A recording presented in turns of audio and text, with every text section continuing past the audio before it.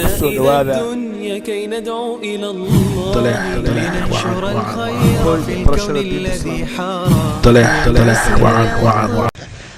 سؤال بيسو ديبينو دلن يرى أفكي كلا حشودين لكن هو سؤال دلن يرى وحوائيين العروبية ميو فديان مسينتي دلن يرى حيين تهي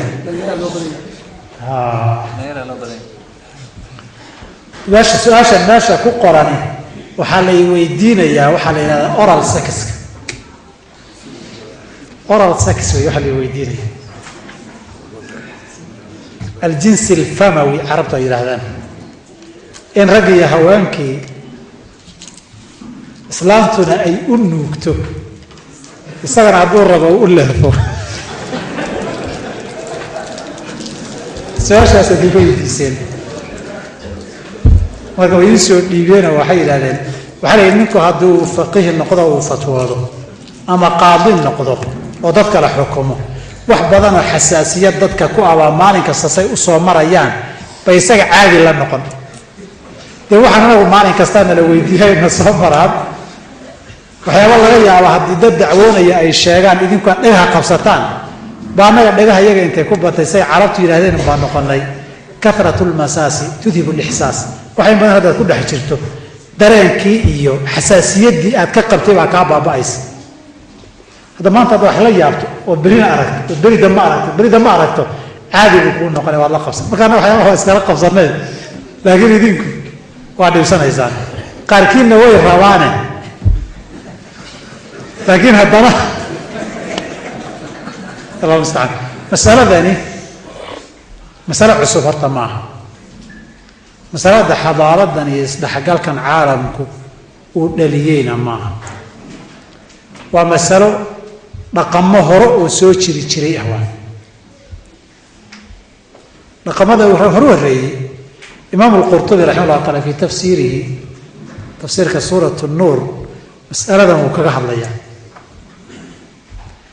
Raghib al-Asfahani kitaabkiisan adabka ah isna qiso soo guurinaya nin ku gabiyay uu soo guurinaya masaa'ilkaas oo kale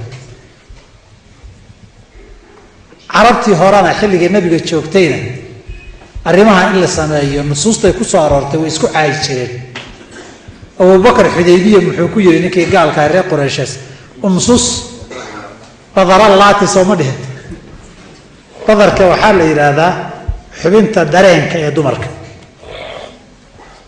taanuug buu ku yiri maana saayiraya ku caayay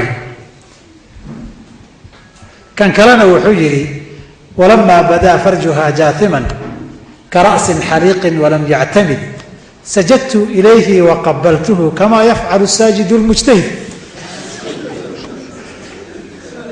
قضي هو انتي عبين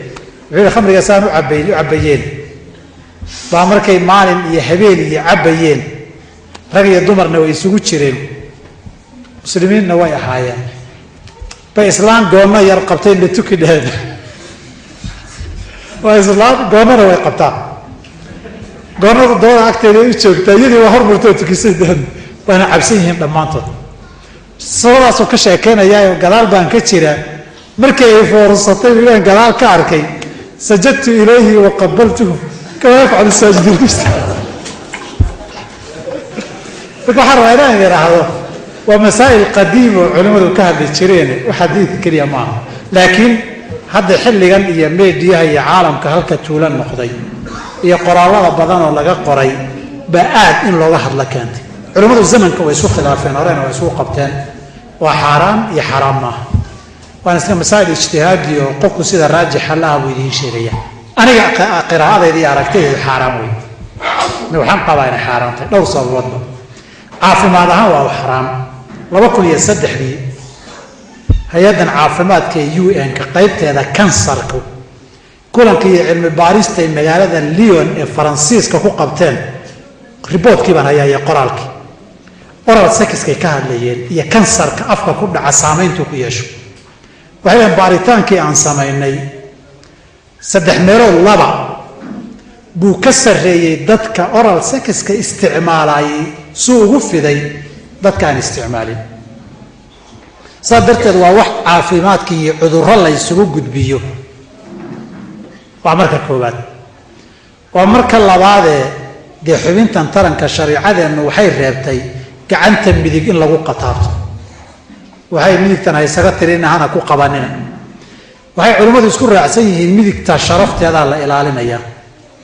dee meeshii midigta sharafteeda la ilaaliyey afkii ilaahay lagu xusayey in dalaq la siiyahay weesha xaboon maaha mid saddexaadna